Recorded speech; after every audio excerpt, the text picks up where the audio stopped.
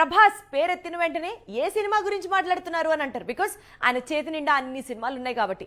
ఇప్పుడు same to same అలాగే ఉంది ఆయన ఇంటికి సంబంధించింది కూడా.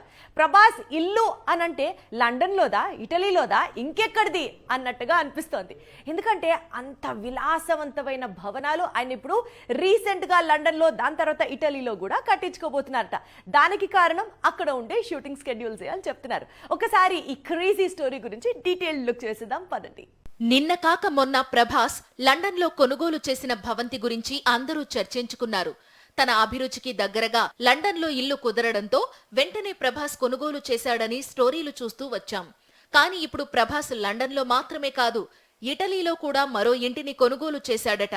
భారతీయ సినిమా తారల మనసు ఇప్పుడు ఇటలీ వైపు మళ్లింది. ఆ దేశంలో లగ్జరీ ప్రాపర్టీని కొనుగోలు చేసేంత వరకు వెళ్లింది.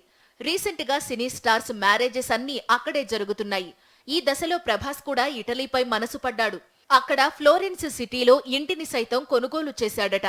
ఫ్లోరెన్స్ ను ఆర్ట్ క్యాపిటల్ గా చెప్పుకొస్తారు. అందుకే ప్రభాస్ అక్కడ తనకు ఒక ఇల్లు ఉండాలని అనుకున్నాడట. ప్రభాస్ ఇండియాలోనే హైయెస్ట్ పెయిడ్ యాక్టర్ అంటూ మొన్నే మూవీ ఆర్టిస్ట్ అసోసియేషన్ అధ్యక్షుడు మంచు విష్ణు ప్రకటించాడు. ఈ దశలో ప్రభాస్ లండన్లో ఇల్లు కొనడం అనేది పెద్ద విషయం ఏం కాదంటున్నారు రెబల్ అభిమానులు. పాన్ ఇండియా వైడ్ గా తిరుగులేని స్టార్డమ్ ప్రభాస్ సొంతం.